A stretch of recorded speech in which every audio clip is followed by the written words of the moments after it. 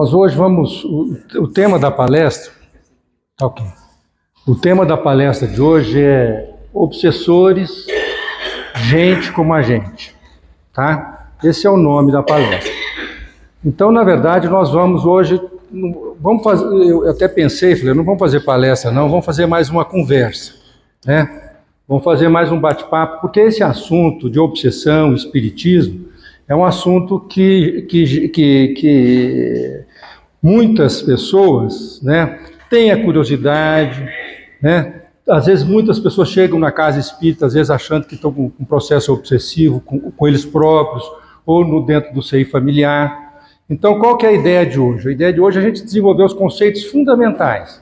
O que é obsessão? Isso nós vamos tratar, no primeiro momento. No segundo momento, quais são os tipos de obsessão que existem, certo? E no terceiro momento, o que nós podemos fazer para superar ou vencer os processos obsessivos. Então nós vamos fazer assim, o que é, quais os tipos e o que fazer para superar, tá bom? E vocês fiquem absolutamente à vontade para, em qualquer momento, se intervir, falar, conversar, para a gente transformar isso aqui não numa palestra, mas numa aula, vamos dizer assim, numa possibilidade de diálogo mais aberto. Então, vamos lá nessa primeira parte, tentar entender o conceitual, o que é obsessão, né? E como eu disse para vocês, esse é um tema que traz muitas pessoas à casa espírita. Eu me tornei espírita, a minha família se tornou espírita, por exemplo, eu desde berço, né? Mas a minha família, ela se tornou espírita a partir de um processo obsessivo de uma tia minha, né? E isso há anos atrás. E com muitos aconteceram assim, dessa mesma forma. Quer dizer, às vezes ingressam na doutrina espírita através desses mecanismos de processos obsessivos, de influenciações espirituais. Então, isso é muito importante. Quer dizer, como é que a gente trata, como é que a gente enfrenta, né, isso? O que é obsessão? Qual que é o conceito de obsessão? A Tereza fez uns 10 coen, ela já sabe o que é, mas não vou te perguntar, viu, Tereza? Obsessão é uma influência espiritual permanente, constante, tenaz, que causa sofrimento e dor. Isso é obsessão, esse é o conceito.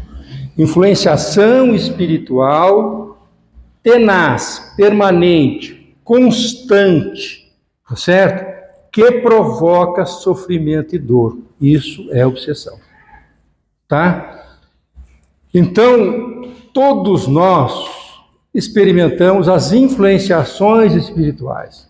Nós estamos mergulhados no mundo aqui, em torno de nós, né? Existem inúmeros espíritos, etc. Nas descrições dos livros de André Luiz aparece muito isso, que a todo momento estão interagindo conosco. Se a gente observar, nós mesmos, aqui no mundo, entre os encarnados, nós nos influenciamos muito uns aos outros, através dos nossos pensamentos, da nossa atitude. Não é assim? Nós estamos num determinado ambiente que está tudo limpo, etc. Vai lá no metrô em São Paulo, às vezes uso esse exemplo, né? Limpinho, etc. Todo mundo fica constrangido a jogar o papel de bala, né? Que é o meio influenciando você. Agora, se tivesse tudo sujo ali, possivelmente as pessoas não teriam nenhum constrangimento, tá certo? E acrescentar um papel de bala àquilo lá. Então, isso significa que é o meio, né, onde nós estamos inseridos, influenciando a gente. Se a gente chega num determinado ambiente, tem uma hora agazarra, as pessoas gritando alto, falando assim, em 3 minutos nós estamos naquela mesma situação. Estamos gritando alto, estamos falando, né, se chegamos num ambiente que está todo mundo sereno, calmo, tranquilo, etc., a gente também permanece assim. Então, às vezes tem pessoas que têm do nosso convívio social, que quando elas participam da reunião, nós a encontramos numa determinada reunião, parece que o ambiente fica de um jeito, né? E quando ela está ausente, parece que o ambiente fica de outro jeito, ou para o bem ou para o mal. Só estou dando um exemplo. Então, as influenciações de uns para com os outros são constantes e permanentes no mundo físico, onde a gente está. Tá certo? E se a gente colocar nesse mundo que a gente enxerga, nesse mundo material, colocar mais um elemento que é o mundo espiritual, eles também estão presentes aqui. E às vezes eles estão gritando lá no mundo espiritual. E eu, de repente, começo a gritar aqui também, falar alto, etc, etc. Eles estão, às vezes, em paz, numa serenidade, e eu sou contaminado por aquilo tudo lá. Então, os espíritos influenciam demais a nossa vida. Demais a nossa vida. Kardec tem uma pergunta clássica lá no Livro dos Espíritos, quando falam sobre as influenciações espirituais. Diz Kardec que em muitas situações, esses espíritos chegam até a nos conduzir, a nos intuir para fazer isso, para fazer aquilo, fazer aquela outra. Então, as influenciações espirituais são... os livros do André Luiz, quando a gente começa a estudar, são clássicos. Lá no Missionários da Luz, há uma situação em que o indivíduo está lá dentro, está na casa dele, vendo um jornal, etc. Se aproximam duas entidades espirituais da casa dele e fala para ele, toma mais um gole, experimenta mais um gole. Daí um pouquinho está esse indivíduo com um copo sorvendo uísque, uma bebida alcoólica. E com ele, usufruindo daquele copo, os espíritos aqui usufruindo também, se alimentando daquelas energias. Quem estudou Missionários da Luz viu essa passagem. Quem estudou Sexo e Destino tem uma outra passagem interessante no Sexo e Destino também. Há uma jovem que ela está muito desesperada, eu não vou entrar nos casos aqui, mas ela está muito desesperada, menina, certo? E ela imagina por fim a própria vida, por conta do desespero que ela está vivendo, e ela se dirige a um farmacêutico, tentando lá comprar um. Só que a espiritualidade amiga, percebendo daquela situação toda, se aproxima do farmacêutico e intui o farmacêutico. Por que essa jovem, essa hora da noite, nesse momento, ela não é acostumada a estar pedindo esse medicamento, essa coisa aqui? Lembra, dona Agostinho, essa passagem? Está lá em Sexo e Destino. Então, a espiritualidade superior intuindo aquele farmacêutico para ele não dar o remédio que aquela jovem viria buscar. Tá? E assim ele faz, depois a história continua, e há muitas situações em que o André Luiz relata essas interferências espirituais. Num dado momento ele vai numa casa no Rio de Janeiro, o André Luiz está andando aqui, André Luiz é um espírito, para quem não sabe, que ele escreve muito sobre o mundo espiritual através do Chico, relatando coisas, acontecimentos, etc., vividos por ele lá no plano espiritual. A gente estuda os livros do André Luiz aqui toda terça-feira. O Ribeiro não está aqui, que livro estou estudando, Dona Agostinho, agora? Obreiros da Vida Eterna, um livro fantástico. Eles estão estudando toda terça-feira. Então, o que eu falava? Esqueci. Mas o André Luiz, então, é esse espírito que relata essas coisas do mundo espiritual para a gente, cheio de casos e situações, onde ele fala dessa presença. Num dado momento, lembrei de um outro caso, ele vai numa casa do Rio de Janeiro e observa aquela casa, estava cheia de luz em torno dela. Os espíritos mais que viviam na rua, os andarilhos, que lá na rua, eles não conseguiam se aproximar sequer daquela casa, dado a luz que tinha ali. Quem que vivia lá dentro? Uma senhora viúva, tá certo? Com seus filhos, tinha 3 ou 4 filhos, e era costureira, mas era uma pessoa boníssima, tá certo? E na verdade era um pronto socorro espiritual aqui na Terra, o André Luiz falava, que eles iam visitar. Então era uma casa protegida. Por quem? Pelos pensamentos e pelas atitudes daquela senhora que vivia dentro daquela casa lá. Tudo isso para dizer para vocês o seguinte, que os espíritos, eles participam da nossa vida. Eles nos influenciam muito. Agora, qual que é o grande mecanismo de influenciação? Eu sou influenciado espiritualmente? Sou. Todos nós somos. Agora, como é que se dá isso? Como é que se dá essa influenciação espiritual? Qual que é o mecanismo por trás disso?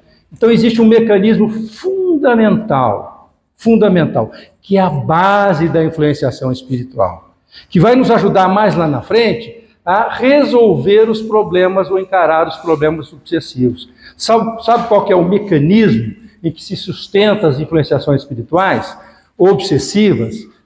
Sintonia vibratória. É isso que faz. É isso que faz. Então a gente é como uma rádio. Nós estamos mexendo o ponteirinho aqui. Dependendo de onde é que está o nosso ponteirinho, vai ter espíritos aqui, sintonizados nesse ponteirinho, sintonizados com isso aqui. Né? Então eu preciso observar onde eu coloco a minha sintonia vibratória aqui, onde eu coloco isso aqui. Porque é através desse mecanismo de sintonia vibratória que as influenciações acontecem. Por exemplo, o Emmanuel teria muita dificuldade de me influenciar. Por quê? Porque eu sou um espírito aqui embaixo. O Emmanuel está lá em cima. Ele vai orar por mim, etc, etc, mas eu vou ter muita dificuldade de captar isso. Né? Agora, pega um espírito igual a mim, atrasado, essa coisa toda, aí fica mais fácil, tá certo? Dele sintonizar. Aquele indivíduo que estava tomando álcool, naquela história que eu contei para ele, assim, encarnado, ele estava sintonizado com os espíritos. Os espíritos sabiam que ele iria fazer aquilo, que aquilo era um ponto de fragilidade nele, tá certo? Exploraram esse ponto de fragilidade nele. E aí ele, então, ele deu ouvidos. Dar ouvidos é estabelecer a sintonia vibratória. E aí a influenciação se dá. Agora, por que que... Então, existem influenciações que são influenciações espirituais sutis. Ô, Carlos, pega aí o livro, estude... Está ouvindo? Eu tenho que falar porque ele... Estude vivo e pega aí influenciações espirituais sutis, separa para mim, que daqui a pouco eu vou pedir para você ler um pedaço. Então, existem influenciações espirituais que são influenciações espirituais que passam pela gente e vai embora. Tá certo? Então, eu às vezes tenho um espírito brincalhão, estou passando ali pela rua e eu de repente me sintonizo com ele, aí ele me intui para eu falar alguma coisa, eu falo uma bobagem para alguém, eu grito no trânsito, faço uma coisa qualquer, porque naquele momento eu me sintonizei com ele, ele para se divertir às vezes, tá certo? Me influencia e eu dou guarida aquilo lá, viu, Leandro? Eu dou guarida aquilo lá. Então, são influenciações espirituais sutis que acontecem. Agora, existe uma que é mais grave, que é aquela que é permanente. Aquela em que alguém com quem eu tenho algum compromisso, um adversário, etc., e depois eu vou dizer os mecanismos disso, ele, por alguma razão, ele está com muita raiva de mim, por exemplo. Certo? Está com muita raiva de mim. E ele, de repente, me encontra. Tá certo? E eu encontro ele pelos meus pensamentos, pelas minhas ideias. E de repente, então, aquela influenciação, ela passa a ser permanente, contínua, tenaz. Então, ele, como se tivesse me encontrado, vamos dizer assim. Como é que pode existir casos assim? E por que que isso... Então, aí nós teremos, então, não é uma obsessão, não é uma influenciação espiritual momentânea, mas ela é permanente, dali presente. Aí nós temos, então, um caso de obsessão, propriamente dito, tá certo?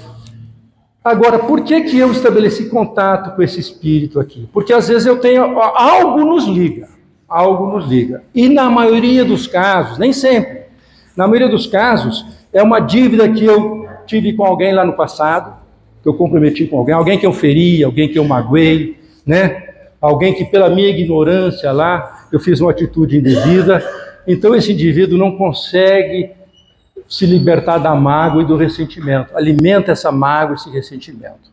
Eu do lado de cá, encarnado, às vezes até inconsciente, já não lembro mais disso, mas eu aqui dentro de mim tem uma coisa que chama-se culpa, às vezes. Está escondida aqui dentro de mim.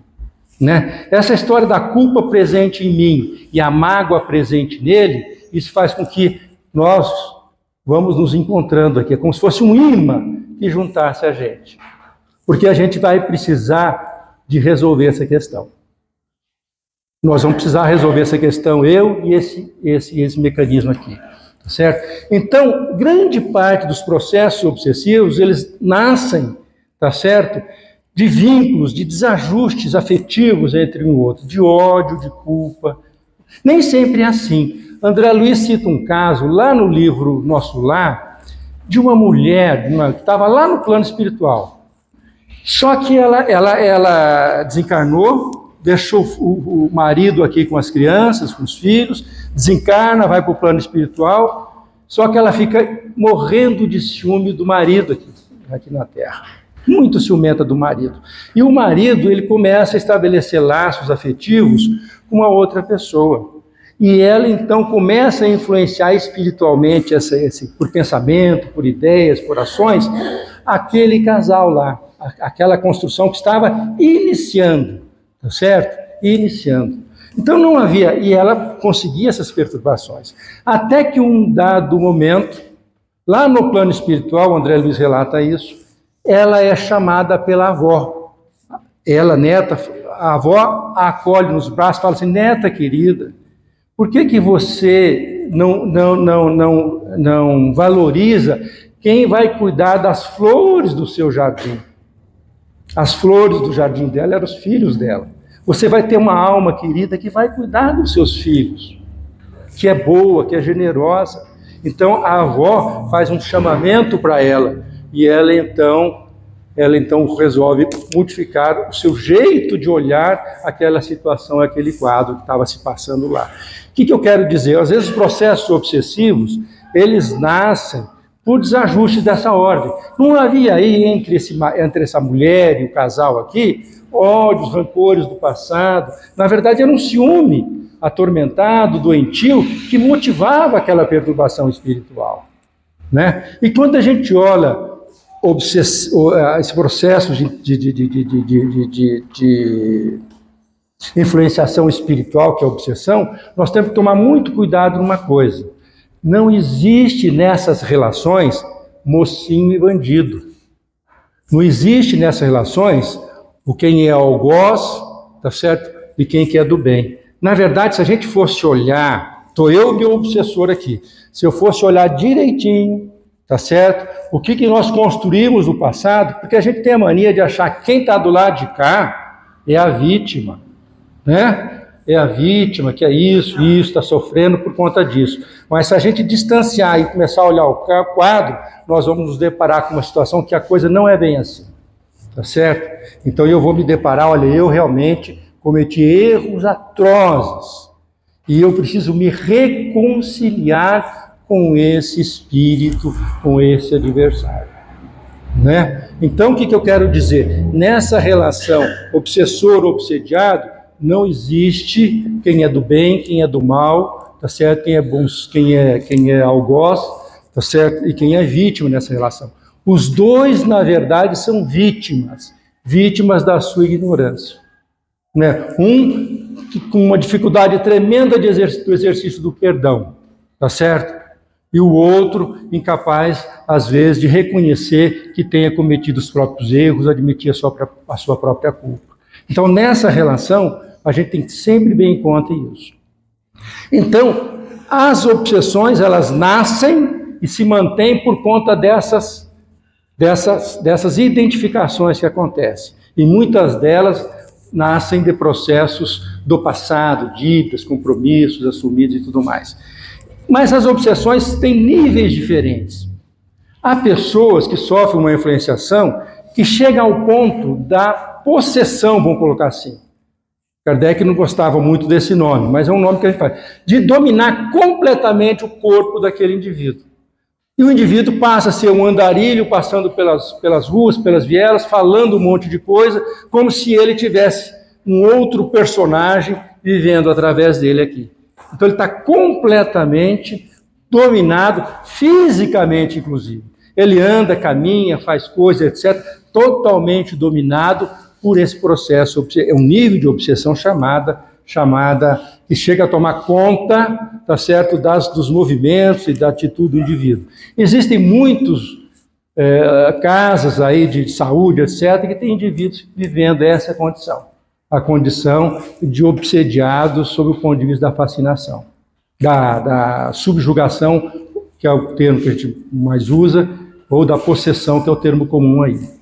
Existe um outro tipo que não chega a tal ponto, que é a obsessão simples, tá certo? Que não chega a tal ponto aqui, que o Kardec fala, ó, existe, que é aquela que eu vou influenciar a sua vida, mas eu estou lá no seu dia a dia. Marlene continua sendo a Marlene, mas de repente a Marlene faz uma malcriação com o seu João aqui. Fala uma coisa, né, de uma palavra mal falada para o seu João, porque eu instiguei esse tipo de coisa aqui. Tá certo? Daí a pouco a dona Marlene está arrependida, fala, mas eu não devia ter falado o que eu falei. né? E ela percebe, poxa, mas não... Aí o seu João percebe, pô, mas Marlene não é não é do feitio dela ter uma atitude dessa natureza. E ela tem essa atitude impulsiva naquele instante aqui. Tá certo? Então isso a gente chama, então eu vou lá e perturbo de um outro jeito. Então, aí a Marlene não pode arrumar uma cozinha, que arrumou uma cozinha, quebra um copo. Tá certo? Quebra isso, quebra aquilo. Então, eu começo a criar situações em torno da Marlene de influenciação espiritual, tá certo? De perturbá-la, ela, tá certo? A vida dela, as relações dela, e tudo vou fazer para isso. Existe um outro tipo de obsessão que Kardec traz, que esse acomete muito os médiums. Médiums são aqueles indivíduos que, às vezes, recebem os espíritos, vamos dizer assim, tá certo? E eles são muito suscetíveis a um tipo de obsessão que a gente chama de fascinação. Então, é muito comum um médium falar, eu recebo Bezerra de Menezes, e começa a receber Bezerra de Menezes, falar que é Bezerra de Menezes, começa a assinar que é Bezerra de Menezes, e de repente ele está fazendo um monte de bobagem, escrevendo um monte de bobagem, e está dizendo que é o Bezerra de Menezes. Certo? E ele não dá um passo na vida dele cotidiana, sem perguntar para o espírito, sem saber isso, sem saber aquilo outro, tá certo? Para ver o que acontece. Né? Então são médiuns fascinados, que não aceitam a crítica. Então Kardec fala isso, desse tipo também. Alguém quer comentar? Alguém quer falar alguma coisa aí ou não? O Ribeiro até achou o livro aqui, obrigado. Então, quais são os indicadores, tá certo, que propiciam os processos obsessivos? Tá? Eu não gosto de fazer essa lista, não, assim. Então eu gosto de fazer ela com ressalva, porque de repente a gente começa a ticar e achar que está obsessivo aqui, que isso é lista de diagnóstico. Mas o que o André Luiz fala? Olha, dentre os fatores que mais revelam essa condição de influenciação, existem algumas. Dificuldade de se concentrar ideias em motivações otimistas. Então, aquele indivíduo que tem dificuldade de se concentrar em coisas para frente. Otimista, vai acontecer, vou fazer, vou projetar. Então, aquele indivíduo está permanentemente falando, sendo um indivíduo pessimista. A ausência de um ambiente íntimo para elevar os sentimentos em oração ou concentrar-se em leitura edificante. A ausência de um ambiente íntimo. Eu não encontro um ambiente dentro de mim para fazer uma oração. Eu não encontro um ambiente dentro de mim para fazer uma leitura edificante. Não dou conta. Então, é o que o André Luiz falou, então você pode estar vivendo um processo de influenciação espiritual. Indisposição inexplicável. Indisposição que a gente não explica. Tristeza sem razão. E pressentimentos de desastre imediato. Olha aí, pressentimento de desastre imediato. Ah, vai acontecer, vai isso, não posso fazer, tá certo? Uma tristeza sem razão aparente. São indicadores. Aborrecimentos imanifestos, que a gente não fala, por não encontrar semelhantes ou assuntos sobre quem ou em quem eu possa descarregar isso. Então eu fico com aborrecimento dentro de mim, fico aborrecido com isso, não consigo, não me manifesto. E como eu manifesto, quando eu me manifesto é para descontar em alguém que não tem nada a ver com os meus aborrecimentos, com as minhas dificuldades e tudo mais. Então, eu às vezes não tem nada a ver, tá certo? E às vezes chega no filho, chega na criança, chega na esposa, né? E às vezes descarrega toda uma carga de agressão, tá certo? De violência, que não tem razão alguma de ser. Por que eu estou fazendo isso, agindo dessa maneira? O que aquela criança tinha a ver com essa indisposição que eu tenho lá? O que a minha mulher tinha a ver com essas circunstâncias? Ou o que aquele trabalhador mais humilde, ou mais das contas, que eu encontrei, que eu agredi, tá certo? Tinha a ver com os meus aborrecimentos. Então eu preciso pensar, olhar essas coisas. Pessimismo, diz eles, que estão escondidos. Irritações surdas. Queixas. Exageros de sensibilidade e aptidão a condenar quem não tem culpa. Pessimismos escondidos aí. né? Irritações surdas. Irritado, irritação surdas aqui. Exagero de sensibilidade, tá certo? Interpretação, diz ele ainda, André Luiz, forçada de fatos e atitudes suas ou dos outros. Interpretação de fatos ou atitudes suas ou dos outros, que você sabe que não corresponde à realidade. Você sabe que não é aquilo, mas você está dizendo que é aquilo. Sustentando que é aquilo, mas no fundo você sabe que não é. Então, é a interpretação forçada de fatos. Hiperemotividade ou depressão raiando ao pranto. Então, a pessoa não consegue se concentrar em algo, começa, qualquer coisinha, desestabiliza emocionalmente. A pessoa começa a chorar, se emocionar, não tem equilíbrio, tá certo? Para essas coisas todas. Sinais de dificuldade. Uma coisa também que a gente precisa ter muito cuidado com o nosso pensamento, né? A nossa sintonia, que nós vamos sintonizar com o nosso pensamento. Que às vezes, dependendo das coisas que a gente fica pensando, a gente atrai aqueles espíritos também. É isso aí. Ânsia de se investir no papel de vítima, tá certo? Ou de tomar uma posição, às vezes absurda, de automartírio. Então a pessoa, às vezes, ela se coloca sempre na posição de vítima. Estou sofrendo, como que se demandasse a piedade do semelhante. Se coloca nessa posição de vítima. São coisas para a gente olhar, para a gente pensar e refletir. Teimosia em não aceitar para você mesmo, né, para nós, que haja influenciação espiritual consigo. Mas, passados 1 minuto ou horas de certos acontecimentos, vem uma mudança de impulsos, vem um arrependimento, a recomposição de um tom mental, e não raro a constatação de que é tarde para desfazer o erro consumado. Então, aquelas coisas que a gente fala, depois se arrepende, tá certo? Que a gente falou no momento impensado, etc. Depois a gente tem dificuldade, porque nós somos muito hábeis em falar as verdades para os outros, porque a gente sempre acha que fala a verdade, né? Mas a gente tem grande dificuldade, às vezes, de falei, eu pisei na bola aqui, eu queria que você me desculpasse, né? Às vezes nós não damos conta. Eu queria que você me desculpasse, a gente fica remoendo ele, horas e horas para falar.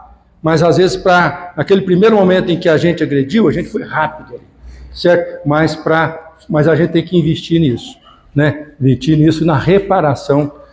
Então, a gente tem que observar a nossa atitude mental, tá certo? Porque de repente a gente fazendo essas coisas aqui, o que nós estamos fazendo?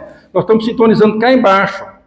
Nós estamos nos colocando cá embaixo, tá certo? E a gente, na verdade, então nós estamos sintonizando com indivíduos ou pessoas que nutrem os mesmos pensamentos, a mesma ideia. O pessimismo então eu fico me alimentando, eu do pessimismo dele e ele do meu pessimismo. E aí nós nos agarramos, tá certo? Nessa tristeza e nessa depressão e vamos nos acumulando. Então é preciso se libertar. Agora eu vou falar para a última parte. Então falamos o que é a obsessão, mecanismos da obsessão e alguns elementos que indicam para nós essa influenciação espiritual. Agora, como é que a gente vence? Ou como a gente supera? Ou como é que a gente, vou colocar entre aspas isso, se liberta ou cura dos processos obsessivos? Que ferramentas, que instrumentos nós temos, ou a doutrina espírita traz para nós, para a gente resolver esses problemas todos aí? Bom, a primeira coisa que temos em conta é o seguinte: nós não dá para sair do mundo que nós estamos. Tá? Não dá para sair desse mundo de influenciações espirituais. Não tem jeito da gente sair das influenciações espirituais. Elas estão presentes aí. Tá? Então, existem alguns mecanismos. O principal e o essencial é que a gente mude o ponteiro do relógio. Tá? Mude o ponteiro do relógio da estação do rádio. A gente está cá embaixo. A gente tem que fazer uma força danada para colocar aqui em cima. Esse é o mecanismo, tá certo? Que a gente trabalha. Então eu tenho que reunir todos os esforços, energias, tá certo? Para que eu possa sair daquela situação de pessimismo em que me encontro. Aqueles pensamentos, aquela dificuldade que eu tenho de fazer oração, aquela dificuldade que eu tenho de ler um livro, uma leitura bacana, eu tenho que fazer uma força para superar isso tudo, para libertar disso tudo, para eu subir aqui em cima, tá certo? Para eu mudar meu padrão vibratório. Porque o grande mecanismo de libertação espiritual, Cris, é quando a gente dessintoniza. Você tem que quebrar essa sintonia aqui, tá? A gente faz isso de algumas maneiras. No centro, por exemplo, nós temos os trabalhos de desobsessão nas casas espíritas. Aqui vamos ter um daqui a pouco. 8h30 está começando um trabalho de desobsessão, tem um trabalho na quinta e tem um trabalho na sexta. O que é isso? Então, é um instrumento que a doutrina espírita usa.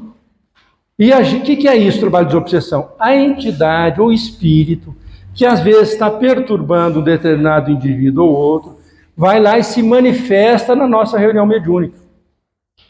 E vai lá e fala, eu encontrei ela e não vou largar do pé dela. É o que eles falam. Tá certo?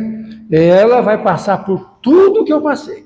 Eu não vou sossegar. Estou dizendo exemplos de diálogo que acontecem. Mas quando esse espírito está lá na reunião de desobsessão, nós temos uma grande oportunidade que é do diálogo com ele, da conversa com ele, falar com ele. Então isso é o trabalho de desobsessão. Ô meu amigo, como é que está a sua vida? Há quanto tempo você tem se dedicado a esse projeto? Anos a fios. Você merece um pouco de paz. O rancor, o ódio está te escravizando. Há quanto tempo você não tem uma noite de paz, uma noite tranquila? Há quanto tempo você não conversa com alguém? Porque está entregue a esse projeto de fazer justiça pelas próprias mãos. Então é a chance da gente dialogar com esse espírito, da gente conversar com ele. Aí ele fala, poxa, mas nunca ninguém falou comigo assim. Nunca conversa. Que lugar é esse? Aqui é uma casa de Jesus. É uma casa do Mestre querido, que acolhe a todos nós que estamos sofrendo em dificuldade. E agora nós estamos com você. E você não está mais sozinho, desamparado, na sua luta. Você já sofreu demais por conta desse ódio, desse rancor alimentado. Você merece uma noite de paz.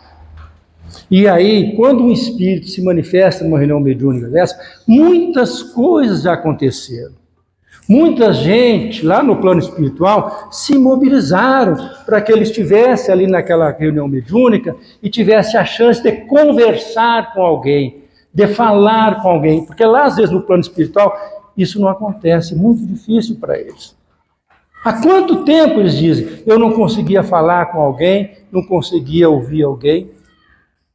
Né? Porque a gente está muito materializado, nós estamos aqui, matéria pura nós somos. E eles, às vezes, são espíritos, estão muito próximos da matéria.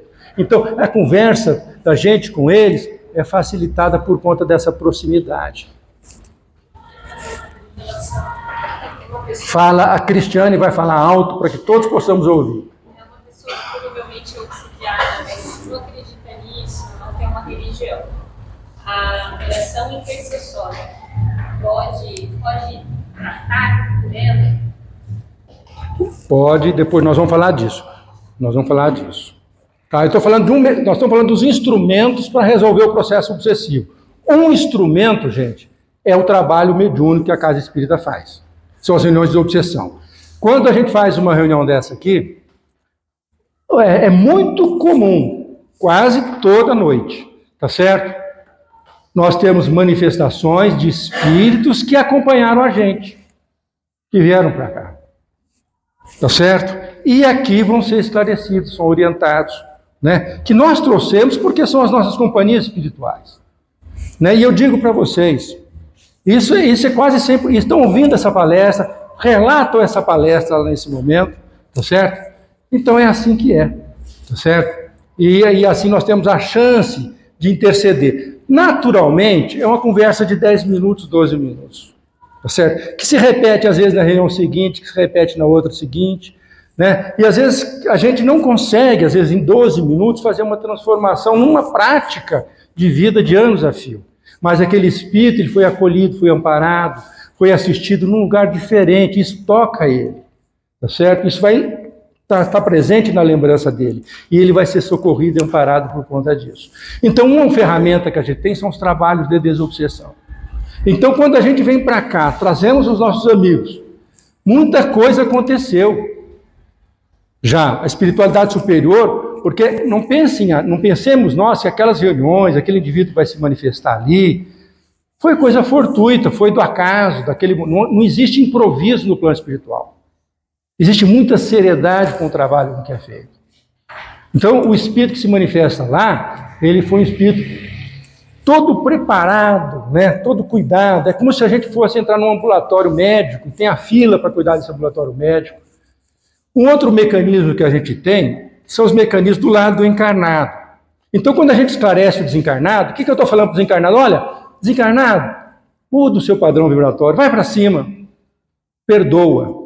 E eu digo para vocês uma coisa, 90% das manifestações mediúnicas que acontecem nos trabalhos de desobsessão tem duas origens, duas. Uma são espíritos altamente magoados com o outro, com raiva, com ódio, com desejo de vingança, e aí quando a gente entra no caso, foram indivíduos que sofreram demais, violência sem fim, desencarnaram de maneira brutal e violenta em muitas circunstâncias, e não conseguem superar aquilo. Não consegue superar aquela circunstância, aquele trauma. Então são espíritos altamente sofredores, irmãos nossos em agonia, anos a fio. E os quadros são quadros muito difíceis de relatar. Outros são a culpa, indivíduos alimentados pela culpa, né? E aí nós vemos situações de espíritos se manifestando, né? As mulheres, vou relatar um caso, vou situar um caso, é um caso comum, né? Mas que ela é muito culpada, tá certo? Por ela ter se permitido ser violentada. E ela, na verdade, provocou um aborto em decorrência daquela violência, tá certo? Mas agora, então, ela estava no primeiro momento, um grande momento de culpa dela, dessa mulher se manifestando. Ela sentindo-se suja, incapaz de olhar para ela mesma, tá certo? Culpada. Aí você vai descobrindo as coisas, vai conversando, vai trabalhando, e descobre que lá no final, ela na verdade guarda também uma grande mágoa com aquele indivíduo que provocou tudo isso nela. E ela morreu por conta desse aborto provocado. Então são situações de tremenda dor e sofrimento que a gente faz. Então, ali o trabalho de supressão é um trabalho de caridade e de acolhimento. Agora, essa é uma área que o Espiritismo trabalha. Agora, e no encarnado, o que a gente faz? A Lídia chega dentro da casa espírita, que a gente identifica que, olha, estou em perturbação, estou com muitas dificuldades, né? E aí a gente fala, não, Lídia, então vamos imaginar que há suspeita que é um processo obsessivo. Então, o que nós recomendaríamos para a Lídia fazer? Primeiro, nós íamos fazer oração para ela, como você falou, de terceiros, né? Nós iríamos recomendar para ela, Lídia, você tem que mudar o seu padrão vibratório, tá? Você tem que fazer uma força para fazer oração, você tem que fazer uma força para fazer o evangelho no lar, você compreenda que as dificuldades serão superadas, procura se aproximar do semelhante que está sofrendo, sirva alguém. E aí nós costumamos falar, olha, tem 3 palavrinhas-chave que o Emmanuel sempre fala para a gente. Ora, espera e sirva no bem. Veja bem, espera para a gente esperar. Vai passar, as dificuldades serão vencidas, certo? Espera, confia em Deus, espere, ore. Acredita que o Pai, no seu amor infinito, acolhe a todos nós. O Pai não esquece o Pai olha por você, o Pai não esquece de você, o Pai te ama profundamente. E sirva no bem. Ponha coisas boas que você tem dentro de você a serviço de um semelhante, que às vezes está experimentando um sofrimento maior que o seu. Então nós estamos querendo dizer para a Lídia, olha Lídia, não se coloque muito nessa posição de vítima, não. Você tem coisas boas dentro de você e você pode pôr essas coisas boas para fora. Você pode ajudar alguém, você pode socorrer, você pode acolher, você pode abraçar, você pode servir no bem. Então a gente fala para ela orar, a gente fala, olha, vem na casa espírita, toma o passe. O passe, nós vamos falar sobre o passe certo dia aqui. O passe, gente, é uma ferramenta magnética, é uma coisa real e verdadeira. A gente entra ali, toma o passe. Viu, Marcelo? É outra coisa que a gente sabe. A espiritualidade descreve isso. Indivíduos entrando lá com o fígado lesionado, tá certo? E saindo de lá com o fígado melhorado. Um dia nós vamos fazer uma palestra sobre passe aqui para vocês saberem como que a espiritualidade, no plano espiritual, cuida do trabalho de passe. Então o passe é uma ferramenta importante. Tá? Vem na casa espírita, assista uma palestra, leia um livro. O que a gente está querendo dizer em última instância? Olha, faça coisas que te colocam para cima.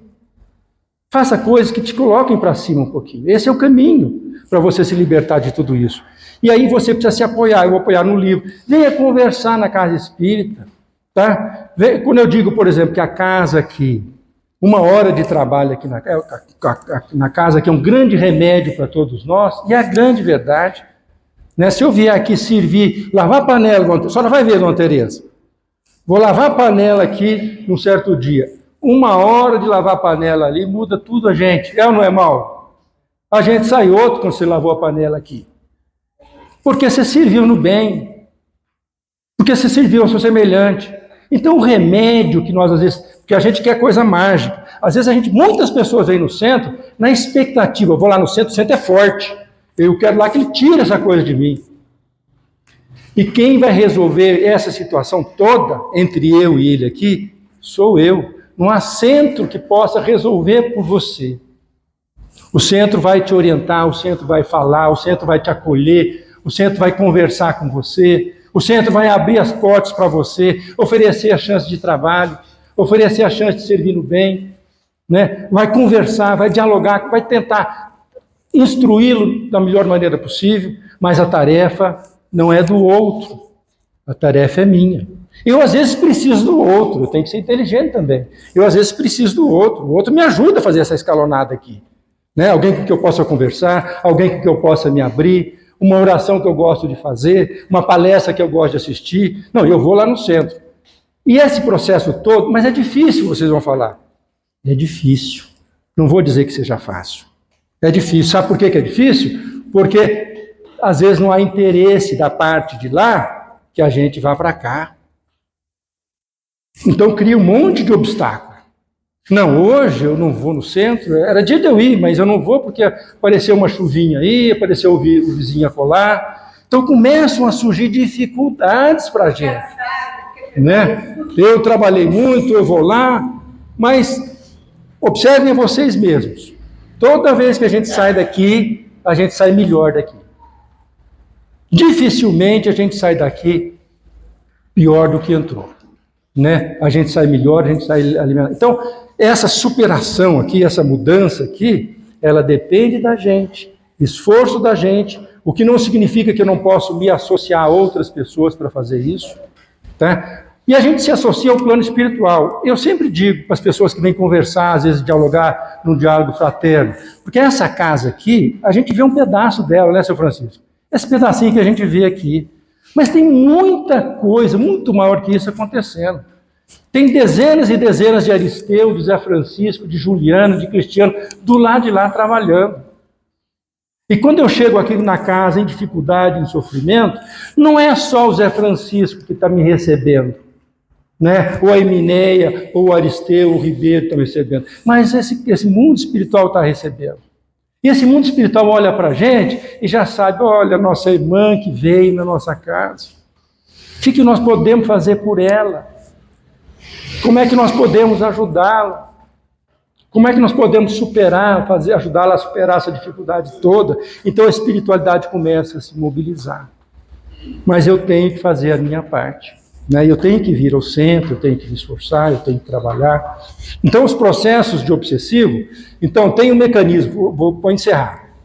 O processo obsessivo tem esse mecanismo que o centro pode fazer, que é a conversa com o desencarnado. A conversa com o desencarnado tem hora certa, pessoa certa, horário certo para acontecer.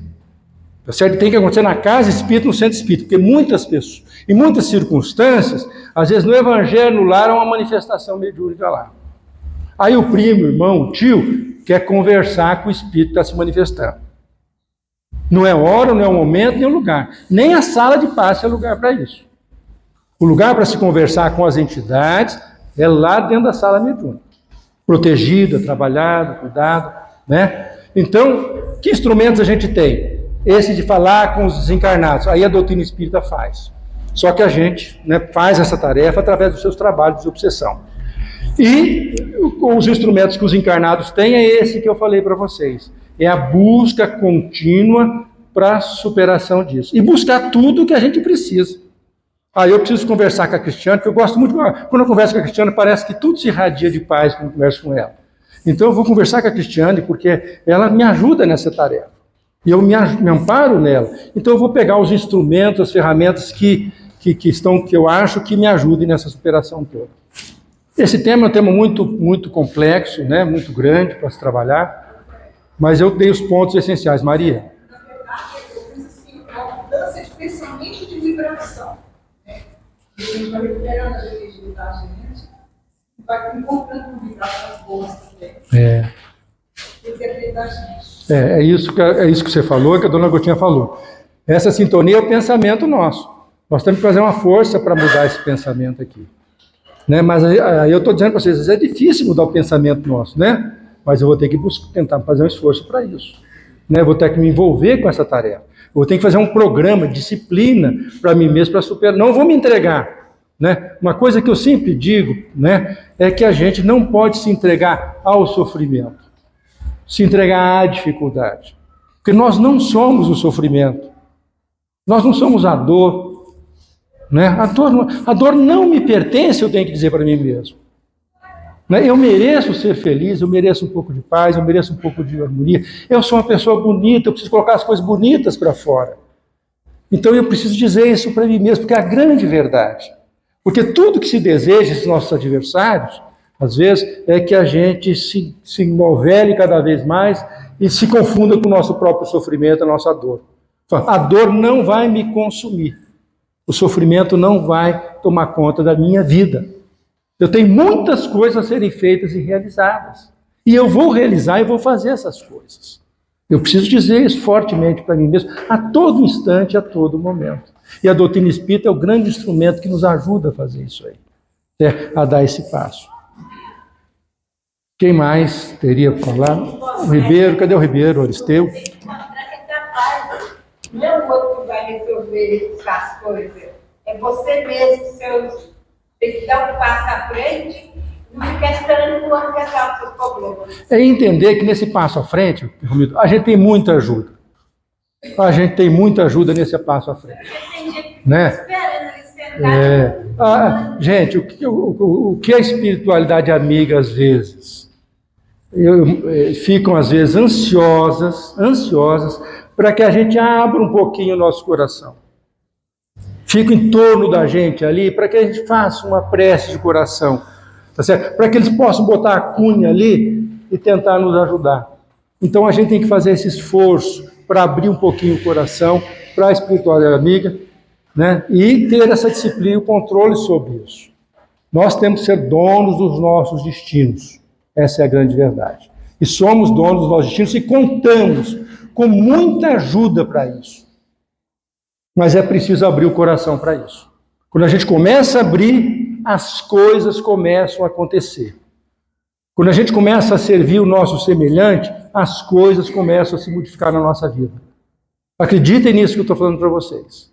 A escadinha do céu de cada um de nós está no semelhante que a gente ajuda.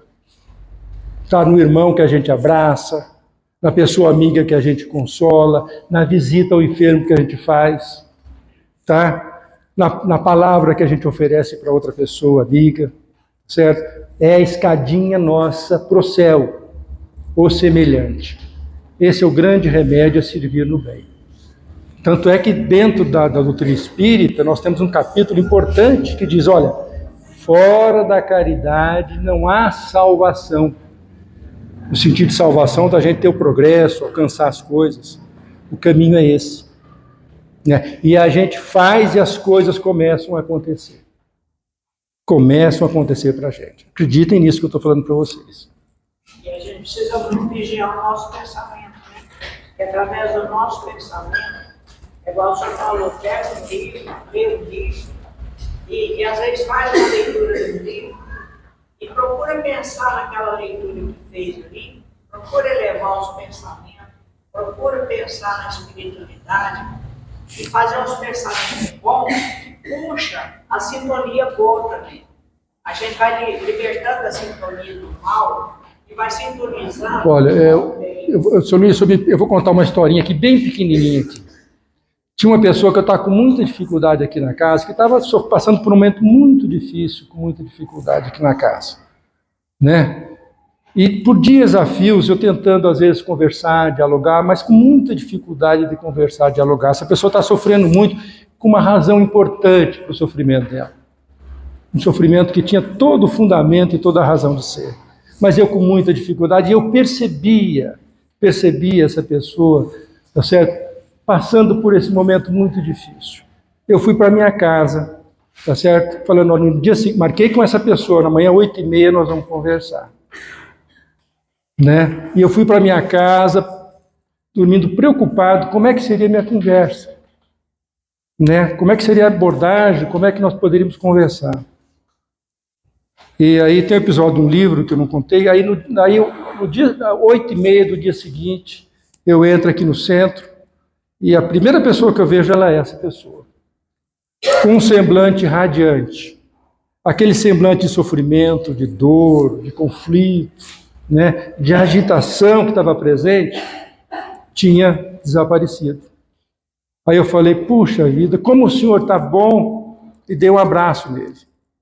Como é que o senhor está aqui, que atmosfera de paz que o senhor está experimentando? Aí ele fala, você não sabe o que me aconteceu. Eu levantei 5h30 da manhã, liguei o meu rádio, e sabe o que eu ouvi? Uma prece de São Francisco. E aquela prece falou que Jesus estava comigo e que era para eu ficar surdo para as coisas. Esse jeitinho ele me falou. Aí eu falei, olha, a espiritualidade trabalhando. Essa pessoa só ouviria talvez a prece de São Francisco lá atrás, para tocar o coração dela. Eu talvez não fosse capaz de fazer isso, saberia como fazer isso, mas a espiritualidade fez isso. Né, fez isso, né? E só para ilustrar para vocês como que a espiritualidade às vezes nos ampara e nos ajuda na nossa caminhada. 8h25, eu vou encerrar, porque nós vamos tomar passe, depois nós temos reunião, mas eu sou presidente da casa, eu tenho direito de extrapolar, certo? Quem aqui, né, Oristeu? Os de fora não, né, Maria? Brincadeira, gente, a gente tem que ter disciplina e seriedade aqui. Bom, vamos fazer o nosso prece, que é tão bom conversar com vocês, gente, é tão bom conversar com vocês, tá? Que a gente quer... Vamos fazer a nossa prece, então. Então vamos nos recolher nesse instante, agradecer a espiritualidade amiga, por esses momentos em que tivemos a chance, a oportunidade de conversar, de dialogar, e vamos pedir para os nossos anjos da guarda, por aqueles espíritos amigos, que conosco tem laços de afeto, tem laços de carinho, construído ao longo das nossas reencarnações. Rogamos a esses amigos que nos intua, para que possamos ter o nosso coração aberto a essas influenciações amigas e possamos fazer as escolhas mais adequadas, mais apropriadas na nossa trajetória. Que a nossa alma possa estar sempre aberta a Deus, o Pai amoroso, que acolhe a cada um de nós. Ajuda-nos, Jesus, a vencer a nós mesmos, a superar os obstáculos que trazemos conosco. Não rogamos que as pedras sejam tiradas do nosso caminho, da nossa trajetória, mas que tenhamos a sabedoria de ouvir a espiritualidade amiga nos orientar na superação das dificuldades e das lutas do cotidiano, porque bem sabemos da importância delas para o nosso crescimento e para o nosso aprendizado espiritual. Que a doce paz de Jesus possa estar em nosso coração, possa se estender aos nossos lares, junto àqueles irmãos e companheiros que dividem conosco nessa existência, essa jornada de aprendizado e crescimento espiritual. E que Jesus possa nos abençoar a todos. Que assim seja. Eu aí não fui muito disciplinado.